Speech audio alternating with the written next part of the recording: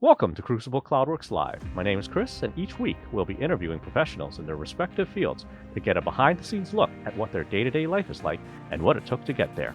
It is my goal to empower you to find a role that you feel confident in, and maybe by listening to our guests speak, you too can find your way. Wherever you are right now, you're in the right place. So let's get started. Today we're with Dion, the CEO of Raster Technologies. Hey, Dion. So we've connected with you on LinkedIn and noticed that you offer an innovative solution. Innovative, unique. How's that sound? Yeah, we connected with you and noticed you offer quite a unique solution to comic book creators to collaborate with one another. Is this what Raster Technologies is involved in? Absolutely. You have it right. First of all, thanks for having me, Chris. It's good to be here.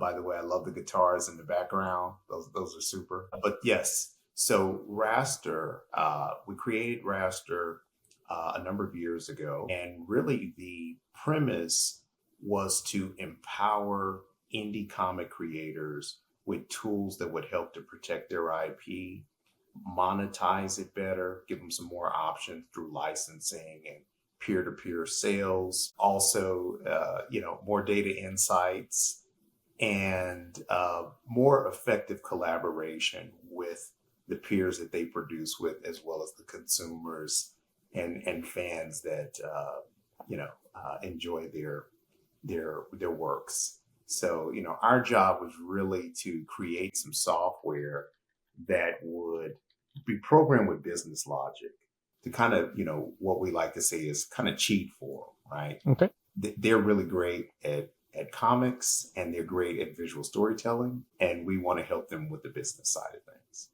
Okay. So what unique business challenges would indie comic creators run into, perhaps, that Raster can help kind of smooth the waters? Absolutely. So one of the things is monetization. A lot of creators, and I say this a lot of creators, if we look at the illustrators, even the writers, graphic designers, they will create a number of IP assets. And a lot of this will usually be featured on their websites or someone else's websites, but they don't monetize it. And it's got a lot of value. And, our goal is to get a lot of that inventory that's sitting on the shelves out there and circulating into productions and to other projects that could really use it. Okay. Really make those projects more efficient. The other thing is the creators really don't have custom technology software tools for them. When we say art, we usually think of the illustrators, really focus on them, but artists, musicians, cosplayers, costume performers, fashion designers, the graphic designers and the writers. These people cannot be forgotten about.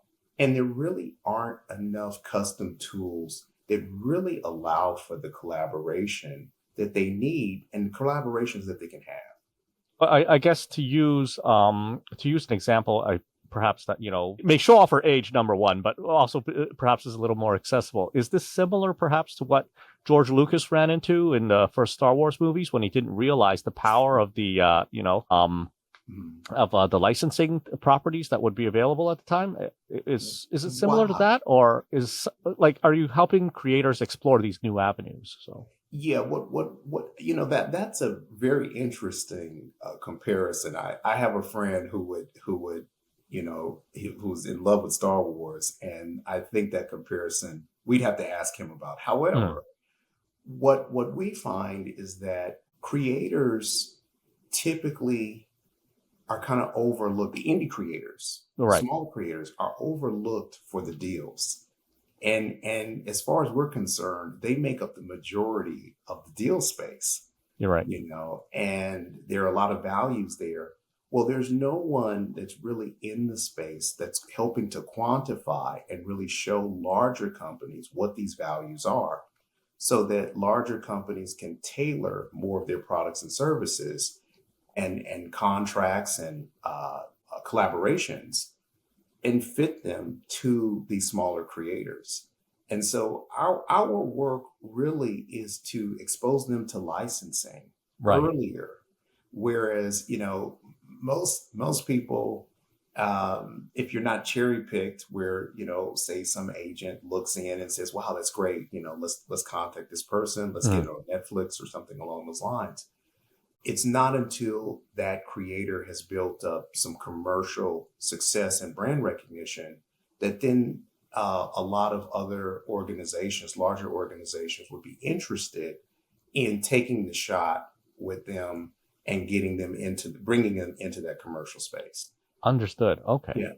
And so, so our responsibility really is to bring licensing as a tool to them now. Now, that's not a part of the vertical, it's a part of the horizontal, but it's an important part. And it's not one where these creators have to have the brand recognition that is typically or traditionally associated with the ones that, are brought forward in that area. So we think that there are some great opportunities for licensing at the local level and also with large companies. And it's our job to experiment and kind of create this environment to bring it all together. Okay, so certainly you're bringing a lot of passion to the table for this too. Like, are Oh, you big time. also a comic creator, or how did you come into this line of work? Years ago, I wouldn't, say that I'm an artist anymore, but years ago, I was an illustrator. And it was my, passion to want to get into comic books Hmm. full time. I got more into business. I left that alone for a while, but I came back, and as you can see behind me are a couple posters from two of the series that we produced as Titanium Comics. But as an indie creator, I really saw there are just thousands of indie creators out there, and we weren't bringing any more real value. We're bringing more stories, more characters, but I just felt there was more value I could bring with the business background I had and a little bit of technology insights that I had. And so it was important for me to pivot the company and really begin to create tools that would address the broader, wider indie market that really don't have a champion. Okay. So, yeah.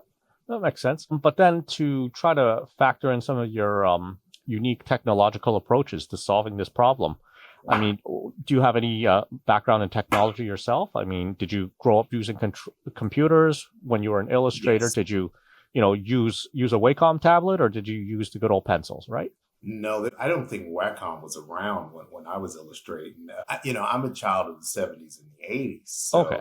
yeah. Back when comics were good, right? Yeah. Well, there's a few today, but yeah, when they were the best, absolutely. But there was Bristol board and pencil, when I was around. Yeah, an illustration board, right? Absolutely. Yeah.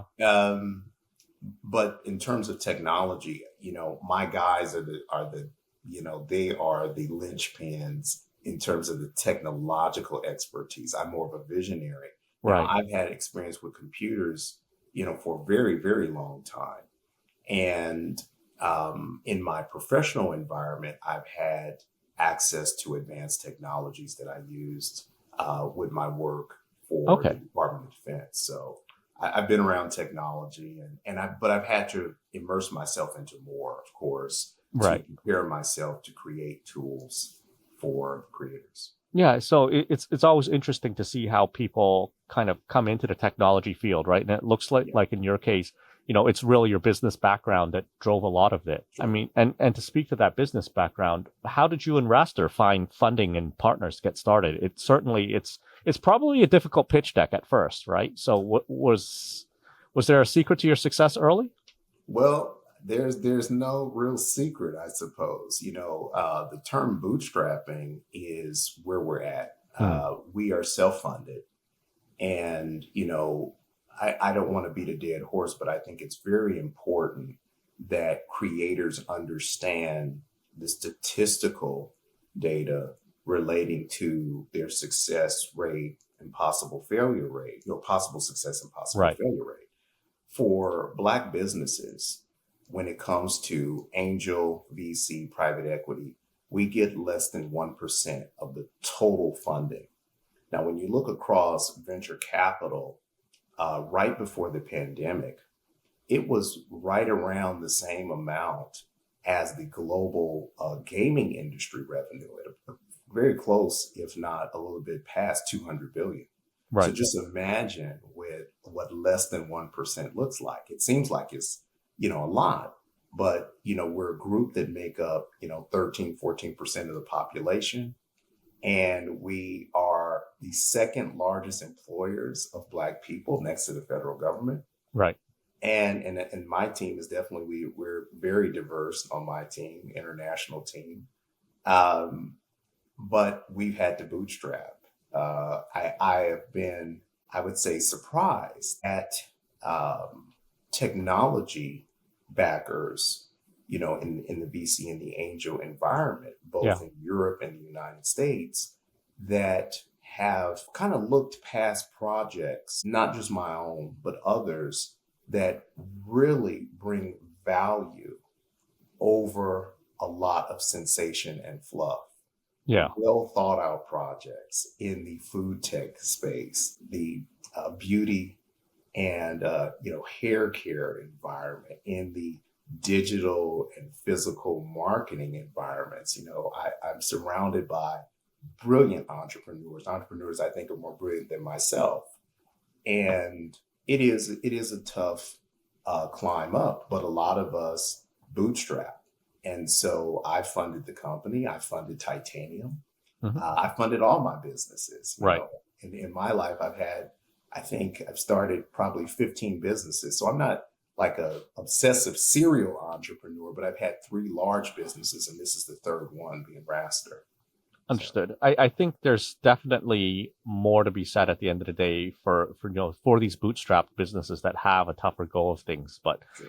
you're not beholden to anyone, right? And the Sure. thing is, at the end of the day, I think even for all these like Silicon Valley dream stories that we always hear about, funders are only in there to get an exit. Oh, Right. They're absolutely. only there to get an exit. No one cares about you, Yeah, and absolutely. you're the only person who can care about yourself. Right. So Yeah. I think that's something that gets lost in a lot of these, like, hey, unicorn stories that are out there. Right. Yeah. So, And those stories tend to abbreviate a lot of things that we don't typically get to hear about, know yeah. about, because if you did, they wouldn't be as sensational. Yeah. But the real growth, the real stories are in the risk takers. Yeah. They're in the guys and girls that are tinkering at 12, midnight, Yeah. 1, 3 in the morning. That's, not that, those other people are not, but it's a different uphill battle. Oh, And, yeah. it's, I think it's worthy of more attention for sure. Yeah. Definitely. And I feel you there, because it's like Yeah. the cats that are there grinding for 10, 12 years just to make it work, bootstrapping everything. Yeah. That's not a story you could sell Hollywood, but Yeah. like, hey, you get like a founder that Ashton Kutcher can play or something like that later on. Yeah. I Right. I see it Right. there. Right. So Yeah. the thing is, how, I guess, in talking about how long it takes to grind something out, how long has Raster, been developing its flagship product here? Great question. So our flagship product is HeroLedger, which is a Hmm. B2B marketplace. And I'll go a little bit into that in a moment. But to answer your question, we released our minimum viable product in 2020. And Okay. from 2020, we have, in fact, during the pandemic, Yeah. we were really, we were supported by, a great group of people, the team from Comic Crusaders, Alex Perez, and we were able to debut the technology during their event, online Comic Con. And from that point forward, we moved to initiate our first blockchain. So we have Comic Chain, which is the blockchain piece that's connected to HeroLedger. HeroLedger. Right. And those were basically MVPs. So from that period of time to now, what we've been working on is upgrading the features, upgrading the security, making sure that the code is nice and clean and that it's functional and secure for our users. It is a slow process, and it's got a huge learning curve for us, Mhm. but we're getting there. We're getting there. Our goal is to launch this year, and I'd say we're on track. Excellent. Yeah, I have so many questions about blockchain. I mean, that's been a passion of mine. Not in the way that people think. I think a lot of people think blockchain, they think like Bitcoin or something, but there's technological potential for there's potential for the technology that extends well beyond what people are familiar with, and I'd love to dive into that deeper. But I do have to ask, on the business level of things, how was Hero Ledger originally received by other creators? Originally, and we have a number of people that we introduced the concept to. When I wrote, just for context, it was received well. But Okay. when I wrote the first white paper in 2018, I released it March 2018. One of our reviewers said, it brought him to tears. I had never written a white paper like that, and I'm All right. thinking, oh wow, this sucks, right? But he said, no, it was a great paper. It reminded him of the struggle of trying to get creators to really see what they can do with technology, where they can Mhm. really take things. It is a struggle sometimes Yeah. because there's a commercial space that sensationalizes itself, rightfully so, right? It's trying to make money or it's making money. Yeah. And that can become, almost like me living in Vegas, the bright lights, you're drawn to them.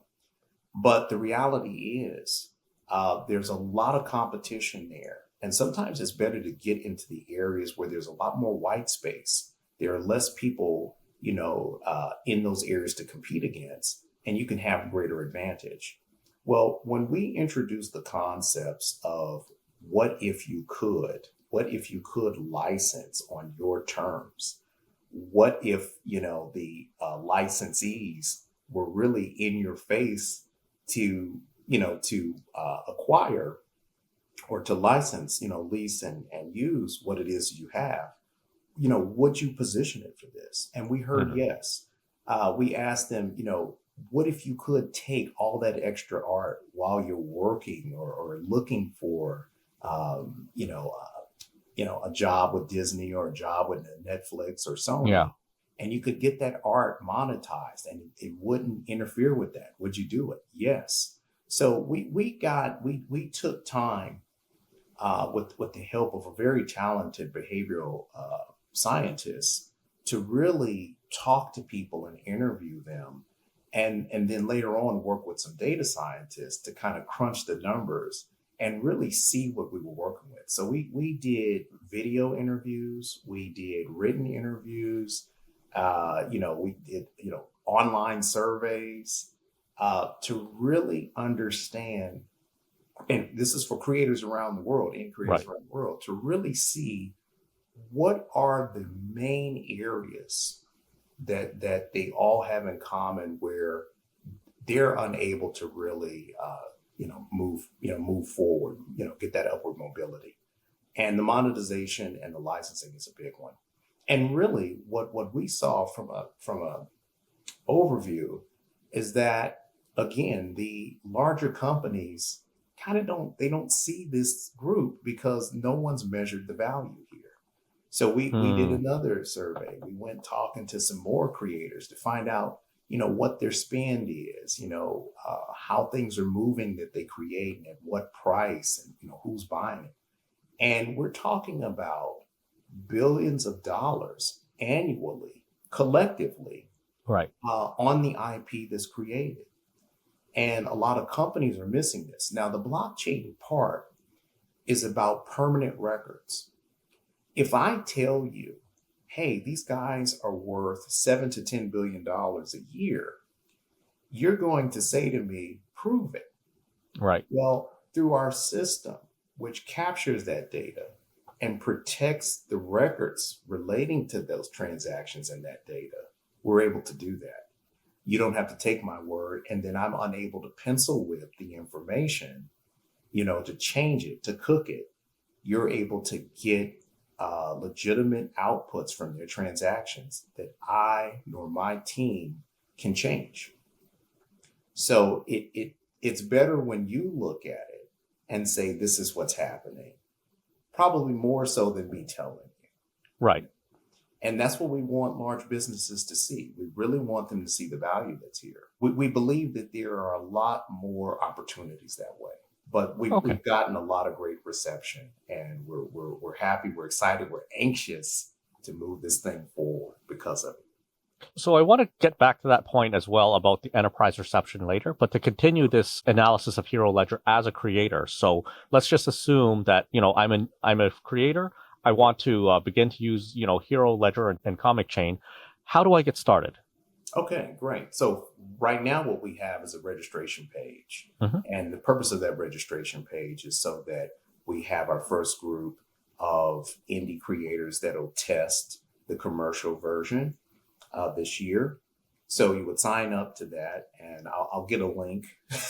I'll get you a link. But ultimately, creators are likely going to have their art on a external hard drive Right. on their mobile devices or their laptops, desktops. What we're saying is, first you register an account, and then you register those art assets. And then Okay. you're going to manage them with the system to put them in the marketplace within the application. And you're going to set the pricing. You're going to set your license fees. You're going to set your terms. And there are digital contracts there to facilitate the transfer of the asset for a short period of time or a full period of time. And there are smart contracts to take that information and to transfer it to our blockchain safely and securely. Okay. So, creators are first going to sign up so they can get more information.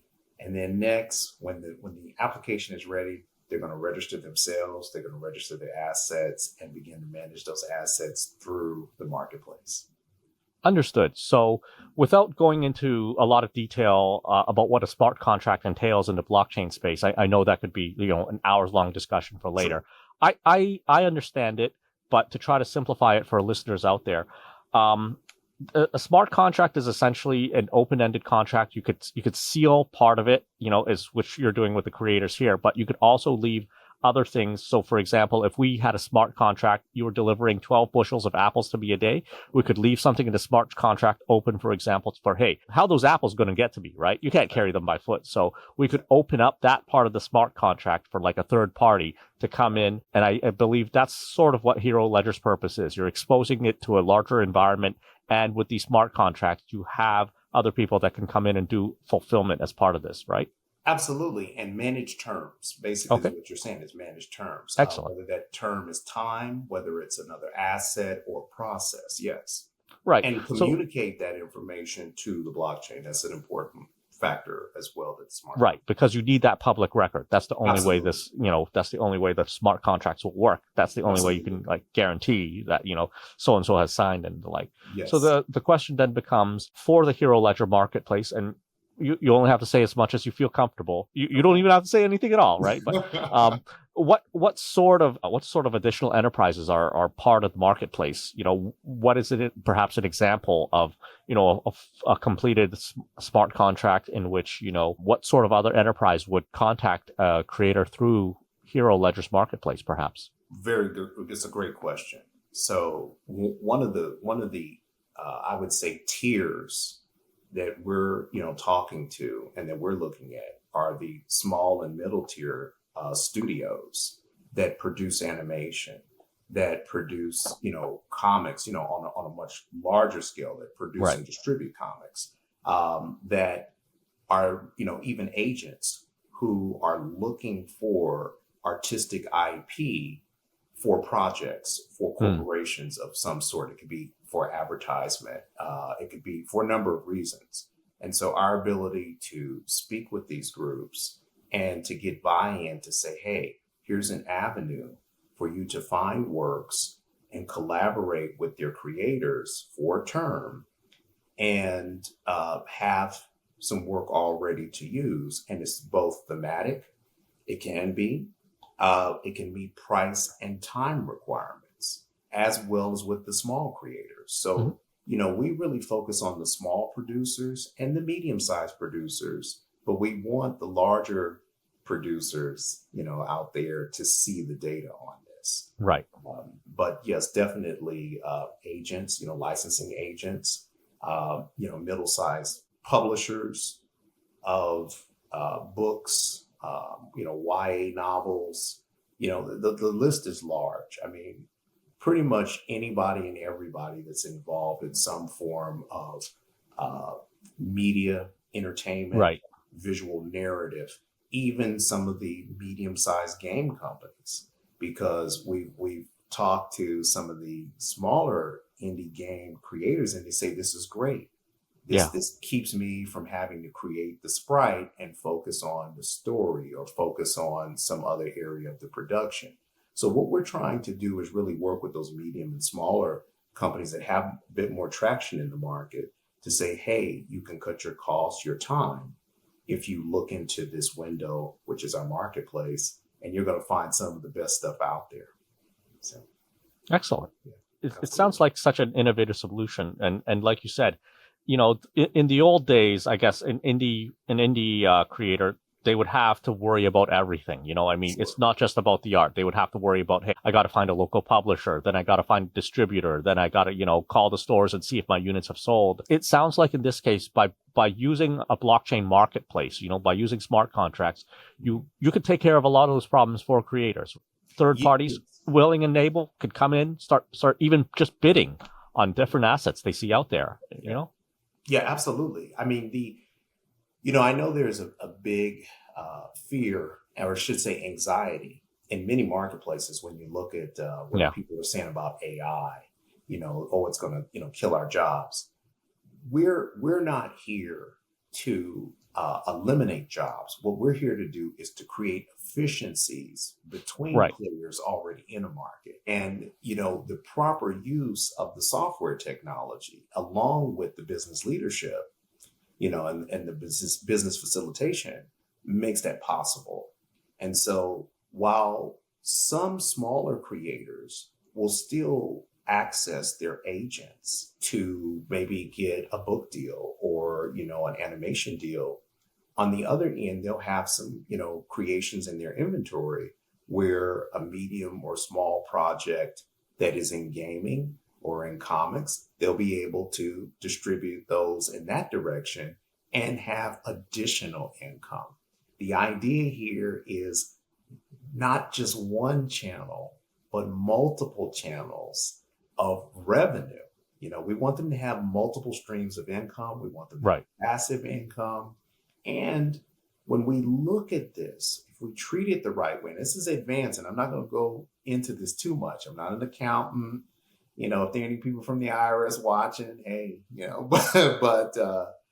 it also can potentially change their taxable status, giving them a little bit more advantage in the money they make. Because we know there's a difference between taxation for wage earners and Right. taxations for, say, capital gains and other forms of income.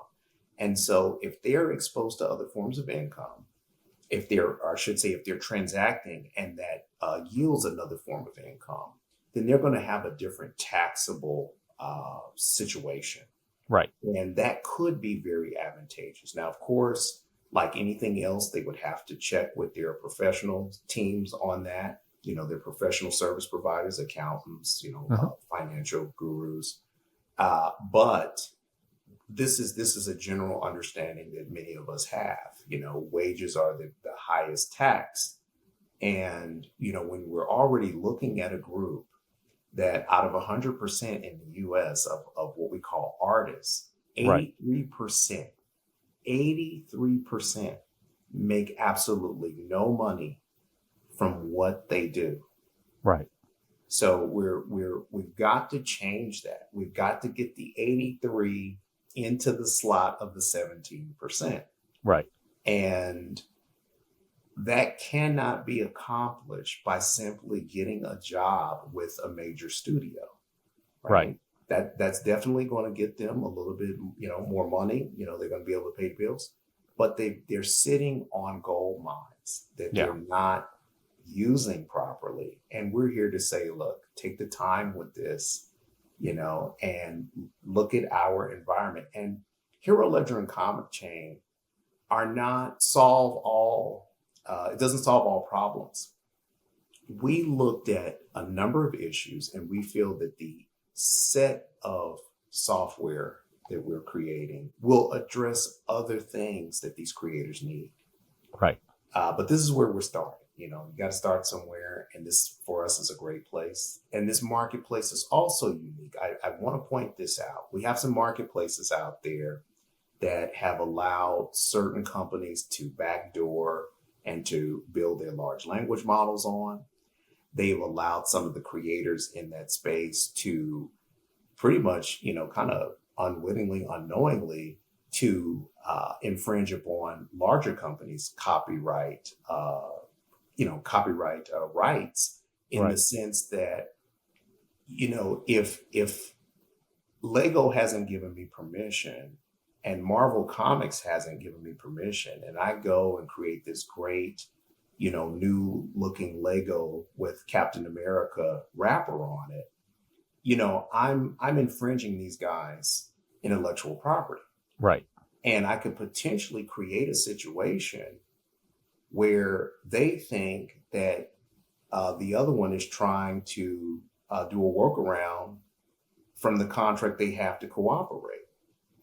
And I know that sounds, you know, unusual, but we have to think a lot deeper about how and why we do things. So if I have a platform, I need to be very aware of what type of artistic assets are coming to that platform. Now, our focus is on paying attention that we also protect the intellectual property of Marvel, of DC, of Image, of Sony by not allowing that intellectual property to come into our marketplace. Unless we have a deal with them, then we know what's coming in. But when we're talking about the casual illustrator or someone that might be a malicious actor thinking, okay, I'll thwart the system and just upload Superman. You know, it's our responsibility to make sure that this artwork belongs to the creators that created it, that uploaded.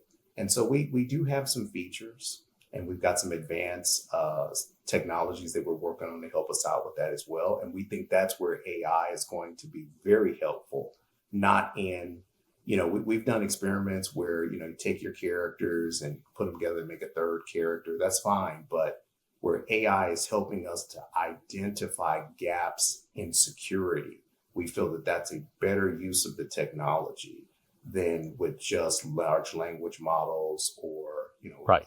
yeah. So, you know, this is important for us. Intellectual property protection is important for us. So those are perhaps, you know, some of the biggest legal hurdles definitely that, you know, has been part of launching HeroLedger. Are there any specific technological obstacles that you've run into? Yes. Yeah, sure. All the time. Yeah. But one, you know, so our goal is to have a fully autonomous blockchain. When we stood up our MVP, we did so through the Ethereum test environment, and from that point, we, you know, in our upgrades, we moved to the Cosmos network. Great environment, yeah, absolutely, it's a great environment. But there are unfortunately some of the tools they're no longer supported and don't really allow for you know, commercial use that's going to be secure when we talk about the transfer of financial values, where, you know, if there's crypto being moved, possibly assets from one wallet to another. So it's very important for us to, if we're going to coexist in an environment that has, you know, that provides you an autonomous chain, that this environment is we can use it commercially to Right. fulfill financial transactions, right? And it also has to have the ability to scale for us because we're doing a very custom work, but a lot of them do. But it has to, you know, that's just a concern, you know. So those are the biggest ones. Okay. Sure, yeah. Have you had any advantages perhaps to using like an existing network like a Cosmos or something versus Sure. perhaps trying to bake your own using, a Hyperledger from scratch or? Absolutely. Well, the advantage, and we're doing things in phases. Mm, Well, we're in second phase where it's using an autonomous chain through an pre-established yeah, blockchain network. Well, the advantage is that they've got a SDK. So right. our guys do definitely have to have some knowledge of these things. But one of the great things that we look at is if it's already Ethereum compatible, that's going to be huge for us. And the Cosmos network has been for sure. There are a number of these environments that are. Currently, we're doing some tests with the private Ethereum network. Right. And so far, so good. We're doing a few more. We'll see how it works. But our next phase, and that'll be definitely after commercial launch, we don't know how long, it will be to build a blockchain from the ground up. So we're talking about 100% autonomous. Yeah. And if we're successful, we may be able to use the Polkadot Cosmos model and allow other very skilled developers to come in and build around it and provide even better, newer, more secure services for creators. Yeah. So that's I, I, our goal. I think for most young technology companies, that's always an issue that, if you're kind of like, um, shoehorned, well, if you're attached to someone else's platform, a lot of your scaling difficulties may be linked to that platform, right? Sure, So, absolutely, absolutely. so, Yeah, we were so then, concerned about that with Ethereum for sure. yeah, Yeah. yeah, and I know with Ethereum, they've got things like gas prices and usage that Big it's time. going to add up for you. So, yeah. Yep. But Yeah. I guess then speaking of adding up, the $1 million question on everyone's mind is how would creators then be paid or compensated through Hero Ledger? Great question. So we have a model where within the application, it's really I would say your typical digital storefront. So they're going to connect from if they're relying on crypto and they will have the option to do so or not do so, right? So the traditional fiat, they'll have access to systems like Stripe or PayPal. They will get the money directly, less our fees, the transaction fee. If they're dealing with crypto, they'll be able to connect their wallet. And, I'm really proud to say that we definitely have that feature in HeroLedger. So they'll be able to connect their wallet.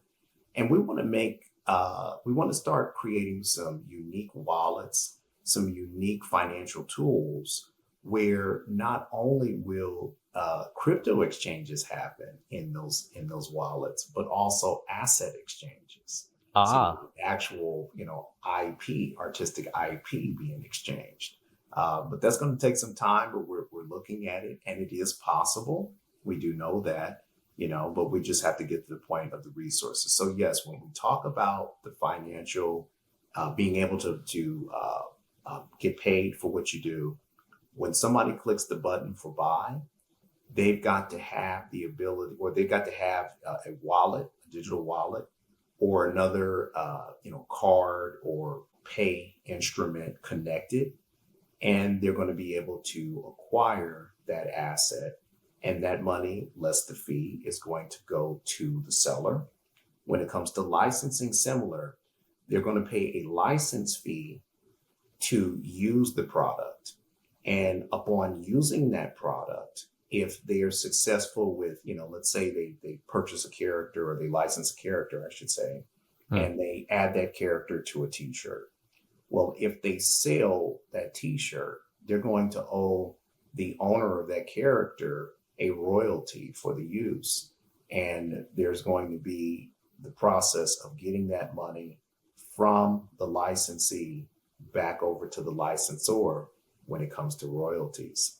And so we want to do this through wallets. We also want to do it through, again, the traditional transaction tools of payment gateways.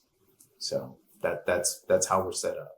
So one thing that actually came to mind as you mentioned, being able to compensate creators through crypto. Initially, upon commercial launch, is it just for, I guess, creators in the United States, or are you looking at the international market any?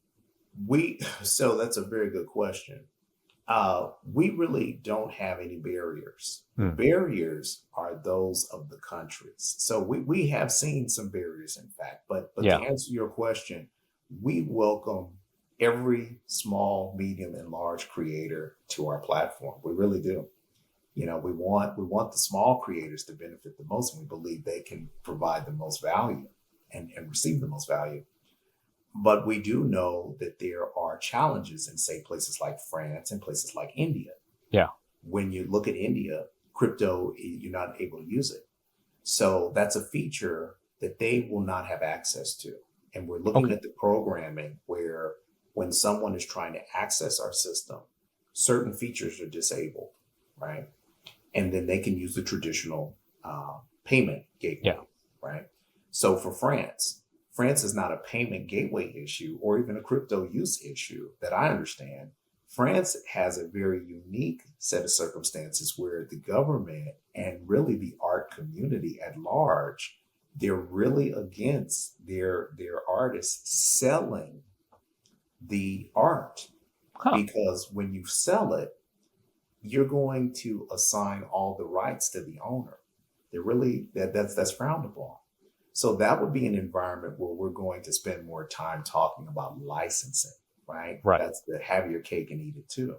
Right. So there are not just the issues with crypto, using crypto, but there are other nuances, and using, France as an example is, a good way to show that we've got the traditional, crypto is, not regulated or it's not allowed. And then you have a specific cultural nuance to art and the restrictions that are there. It's not illegal, but it's frowned upon. So culturally, it's a no-go. So we would definitely spend more time with licensing there. Understood. Absolutely. So, I mean, in addition to, I guess, the licensing problems that are posed by, internationalization, would you say there you've run into perhaps cultural problems, I guess, explaining licensing to people? I mean, for me, light bulb came on in my head where when you were explaining, licensing and, that sort of issue, it kind of reminded me maybe 20 years ago, I mean, around the whole MP3 thing when that was first an issue out there and trying to explain to people that, hey, just because you buy a CD, you don't have the right to do whatever you want with it, including rebroadcast it. Do you find that there's, even to this day, some issues explaining how licensing models work? I mean, certainly you don't want some of your creators to find out that, and we both know this actually happened. There's Okay. Kickstarters for, revivals of series from people who don't even own Right. the rights to it, right? So, That's correct. Yeah, I've seen that. The yeah. projects look great, but it's illegal, guys. Well, to speak on that, number one, I've had no issues explaining these things. If my team knows anything about me, I can yak all day. And I'm sure you know this by now too. But there haven't been any real hurdles in explaining it. What we're trying to do is really make the knowledge of, I would say, certain legal aspects that are somewhat nuanced to make it simpler to understand and to really bring it forward where it becomes common knowledge, not Hmm. something that people are guessing at. To give you a great example of this, when we talk about IP protection, I had this conversation a million times. I love having this conversation. So no system except the justice system of a government can truly determine, and I would say in one sense, determine, well, let's just leave it at that for now, to determine who owns something, okay? A judge has to make that call, or whoever is the mediator, if it's going to a mediation organization, but whoever the judge is or the governance group within mediation, Hmm. they make the call. What we can do when it comes to protection is provide the best set of records that help in the legal process of proving your ownership. Right. Right. You see, and that's key because I've seen a tremendous number of blockchain projects, crypto projects say that, oh, we protect it, and oh, it's secure. The records can be secure if the records are secure, right? Yeah. But you can't make a determination legally on behalf of that user and that asset. So what I love is that we focus on two very important aspects, and that is the validity of the asset, who owns the asset, okay, or who is said to own the asset, and who the owner is. So, provenance is important in the process as well. Right. That's part of why the blockchain is there, prove the history, the provenance of it. But right. But I would say the letdown is overemphasizing on the provenance of the asset and not the owner or originator. So we know Chris owns this particular NFT, right? But who is Chris? Right. We don't know who Chris is. Now, when we can have information on who Chris is, and we know that Chris owns this asset, and we have information on the asset too, now that is I would say a better drawn out example that we can now move to our legal team to defend our place in ownership and protection. And again, there are some advanced tools that help with protection. We look at tracking. We look at there's a brilliant tool, and I believe somewhere between Stanford and MIT, these guys have come up with a tool. It's called Nightshade. And if you're familiar or not familiar with Nightshade, Nightshade obfuscates language models and various robots that are trying to scrape images, audio, text, and it can't train on those models. It can't see those. Oh, models. Interesting. Absolutely. Brilliant stuff. We didn't create it, I wish, but this was some brilliant students, but they made those tools available, open source. So being able to have tools like that, being able to have tools that track. I mean, you have a brilliant company today, I believe they're still around, called CopyTrack.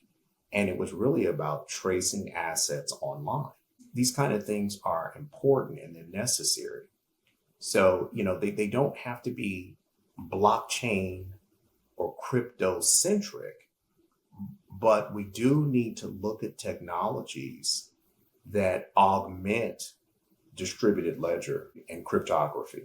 We do have to look at those things, because when we boast and say, our blockchain does this or our crypto project does that, some hacker out there is going to test that. Yeah. They're going to test it. And if you fail, everybody's going to know. Right. So, we try to do the best we can. We're not perfect. And it's one step at a time for us, but we are aware. And we do not, with all these technical things, let me say, with all these technical things, we are not really interested in filling the creators' heads with a lot of the technical details. Right. We want them to transact seamlessly. We want to make sure we know these things and have them there, and then be able to articulate and show their use to regulators, to business partners, and to the users and consumers themselves. That's very important for us. So, we don't expect them to remember all this stuff and, no consensus and all that. No. Yeah. They got enough to do. That's true. So one question that I do want to ask is, Sure. given the fact that you have mentioned, NFTs, and has the, negative backlash towards NFTs and, how blockchain was perceived previously in the public consciousness, has that affected HeroLedger any or Raster? Well, if it has, we haven't heard of it, but I would say that, in the art environment, there's a lot of creators who are against AI. Right. They are, and I mean against it, not even, they're against AI, they're against cryptocurrencies, and they're against NFTs. My team included, most people that have talked to me about this subject, they know I am not a fan of NFTs. I'm a fan of non-fungible token technology, Right. but I am not a fan of how artificial intelligence or large language models imitating AI or AGI, imitating AGI, NFTs, cryptocurrencies. I'm not a fan of how the outside technology and business environments have tried to corrupt and flood the art markets, traditional art markets with fine art, as well as, comics and, some of the other stuff, sculpture. Yeah. How they flooded these markets with basically with a bunch of gimmick advertisements, gimmick information, and gimmick ideas. But I do believe there are going to be some really great use cases for the non-fungible tokens. And there definitely are when we talk about outside of art, for sure. Yeah. But definitely inside. But right now, what we look at is a creator who has to focus on tooling out a comic book, tooling out a game, or whatever that is. How much time, money, and effort do they have to put forward in educating their customer about an NFT? Right. Right. Now we're taken away from our core business to learn and do something that, it's not even worth its weight in salt. It's not. Yeah. And so what we try to do is be very specific that this is not about NFTs. This is about the same files that you use and you store on your computers, your Word docs, your, for written scripts, your JPEGs or your, .tiff or whatever it is that you use for your illustration or animation. That is the file that is being accounted for in the blockchain. Mm-hmm. That is the file that the licensee or the buyer is going to work with for production. And so it's a strong B2B message that we have. And the NFT message is more B2C. It really is. Right.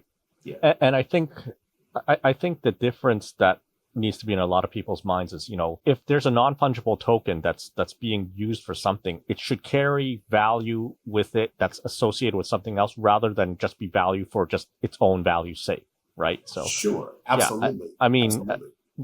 A work or a piece of artwork that's protected through HeroLedger, that has an intrinsic value on its own as a piece of art. Yes. It's not just valuable because it's for the sake of being valuable, as many of these ape NFTs have proven to be. So, right. I mean, we want to look at the usefulness to our creators. We want to look at the security, and like you said, that value. But the legality too. That's huge. It's huge. Yeah. I kind of get it, right? I was on that bandwagon about, wow, come on, SEC, calm down a bit, Yeah. But the reality is, when you take our currency, nobody saves $1 thinking that $1 is going to go up in value. Past Forex, but nobody, you don't hold on to $1 for 15 years thinking, okay, it might be worth 500. Yeah. Right. And so when we talk about cryptocurrencies, we're really talking about something that, these organizations are looking at, and they're making their comparisons. We say, come on, we're trying to have fun, or we're trying to build and innovate, but we do have to factor in the laws. We really do. Yeah. And it has to make sense. It has Right. to make sense. And a lot of these projects haven't made sense. I mean, to be quite honest with you, they make no sense. I remember a group, I won't say any names, but they were like, oh, we're going to put we're going to put comic books on the blockchain. And I'm thinking, how do you do that? How do you do What's that? the advantage there, right? So, yeah. Well, we could definitely say what's the advantage, but how do you do that, right? If you tell somebody you're going to put a comic book on the blockchain, what exactly does that mean? Yeah. That by itself is we don't need to ask any more questions because that right there is alien. Yeah. But you have people, they just run with it. They spend no time in this space, and like I said, I've spent a lot of time in the space. I've talked to brilliant minds, more brilliant than myself, taken a lot of notes, and we're prepared. Right. We're really prepared. And we don't want this to just be about crypto blockchain. It's not. It's about bringing value to a creator. That's what the end goal is. You're using the technology to serve the goal rather than have it there for technology's sake. I get it. That's correct. I mean, quantum might become something amazing, and I'm sure it will be. And if there are tools from quantum that can help these guys out, we will be using that too. It's not about the tool, it's about what the tool can do to help these creators. So no, that makes sense. So to kind of bring us down then from this really heavy conversation we've been having, I guess I should close by asking you then, being such a fan of comics, if you could have any superpower, then what would that be? So I'll joke at first and then I answer. My first superpower would be getting our tools to market faster. But if I could have any superpower, and it was, I was just talking about Dr. Manhattan the other day. Yeah. And I would have to probably be somewhere between, a cosmic being like Galactus, Dr. Manhattan, not quite a watcher, but somebody that's got, major power. Yeah, someone that could like rewrite reality, right? So yeah, pretty much. Yeah. Pretty much, yeah. For me, I think so there's so many things when you being able to fly, right? So, okay, maybe you're able to fly, but would you account for all these things that, like motion sickness, right? So the sudden acceleration, deceleration. There's so many things. Like, I want to keep my superpower simple. If I could have a superpower, I just don't need to sleep. That's really, I could get so much more done if you just don't need to sleep. Yeah, that's what I would choose. So. I like that. That's nice. Nice. So once again, Dion, thank you so much for the conversation today. Absolutely. It was great. Absolutely. So yeah. Been fun, man. Okay. Thanks so much. We'd be happy to give your Salesforce org a second look. Thank you for subscribing. We look forward to seeing you on our next episode.